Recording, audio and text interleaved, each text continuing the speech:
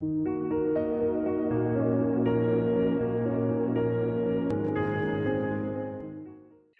ladies and gentlemen. Great pleasure to welcome today a very pragmatic female leader, which is Natalija Jovanović, the global head of digital for vaccines at Sanofi. So, first question, Natalia, how are you doing?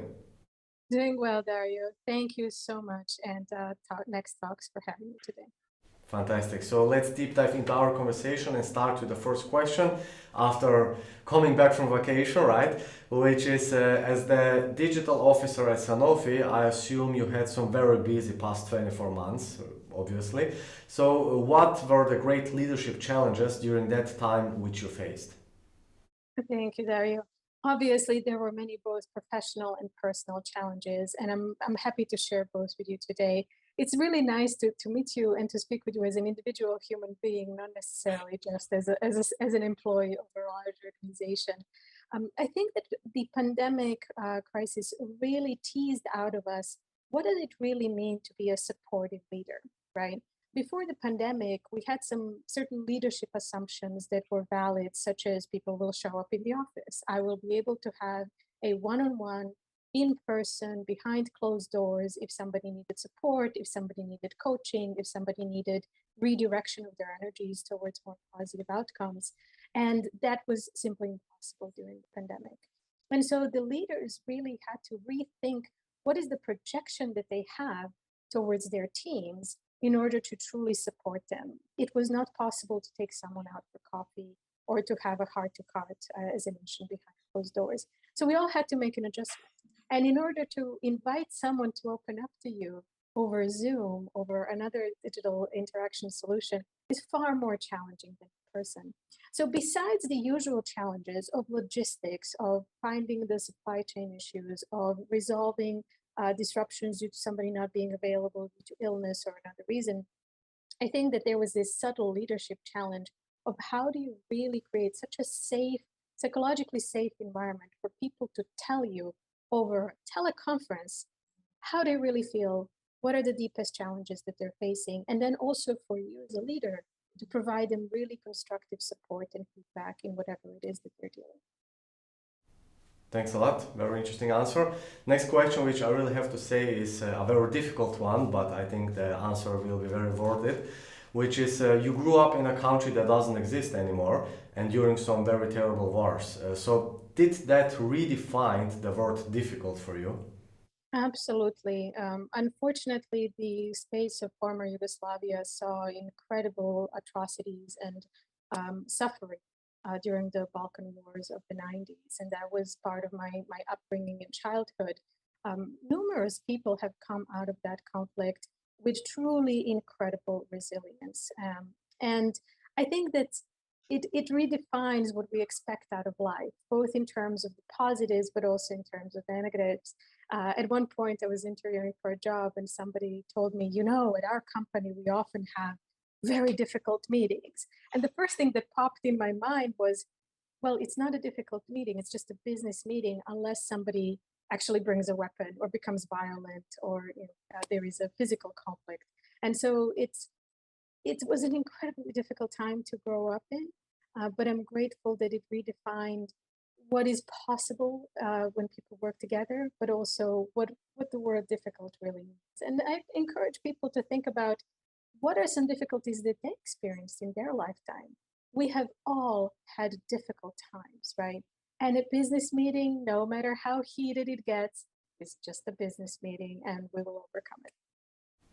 Yeah, very interesting answer, as I suppose. So thank you very much. So let's move to the next one, which is which moment in your professional career shaped your leadership style, or is this maybe even correlated with a previous question? It definitely correlated.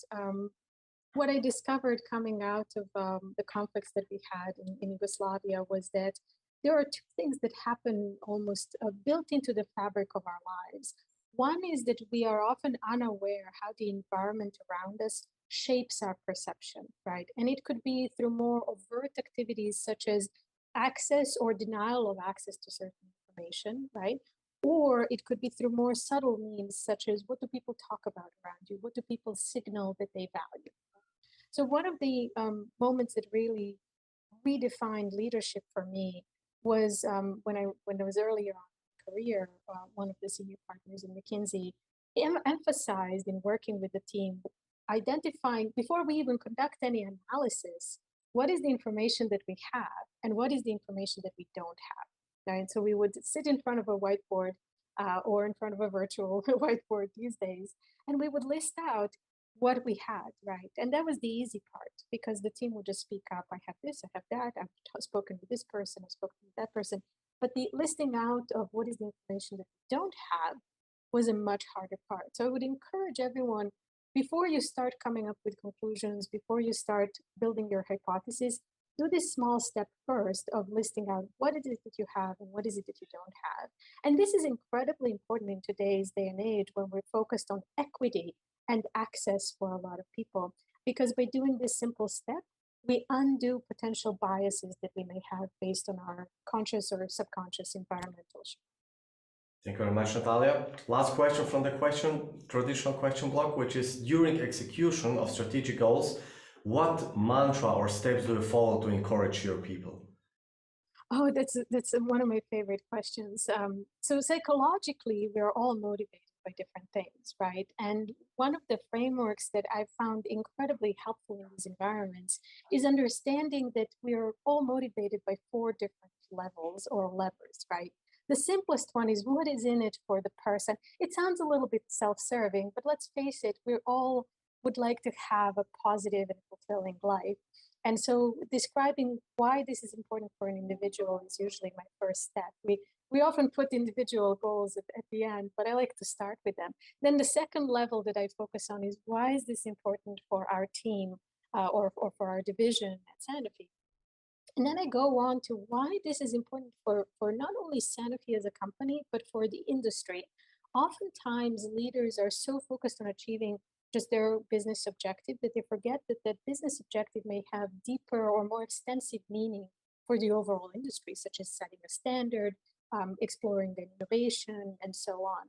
And finally, I like to remind the team that yes, we're doing this for ourselves, we're doing this for our team, we're doing this for our company, we're doing it for our customers. But ultimately, we're all here to make the world a slightly better place than we found it.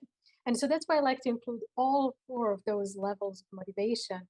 And that way, if someone is motivated by one of them more than others, it's still covered and it builds a comprehensive picture. And one of the feedbacks that I received from my teams is that by doing that, it enables them to use the same picture to paint inspiration for others who may need to collaborate with us in order for achieving these goals. Thanks a lot, Natalia. And let's move forward to the more personal questions or to the very popular quick-fire questions where we require a very short answer on the individual personal questions as already mentioned. And the first one is your location of marriage. My location of marriage is a jailhouse in North Carolina.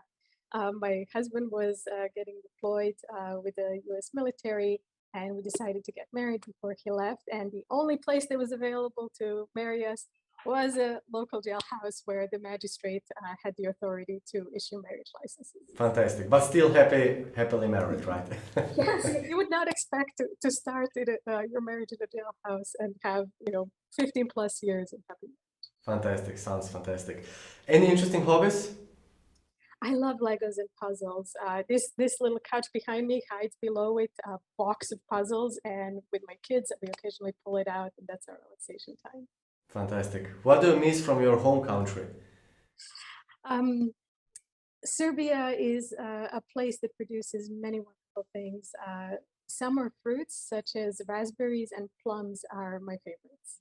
Okay, I suppose that the overall cuisine, of course, is something very special about Serbia, right? Yes. Okay, fantastic. One word which describes you? Curious. And favorite quote?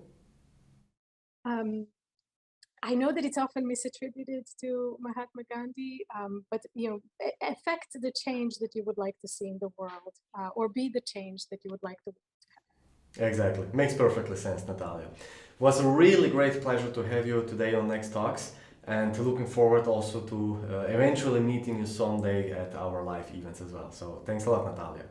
Thank you, Dario, and the whole Next Talks team. Really appreciate this opportunity, and I hope we'll meet soon. you.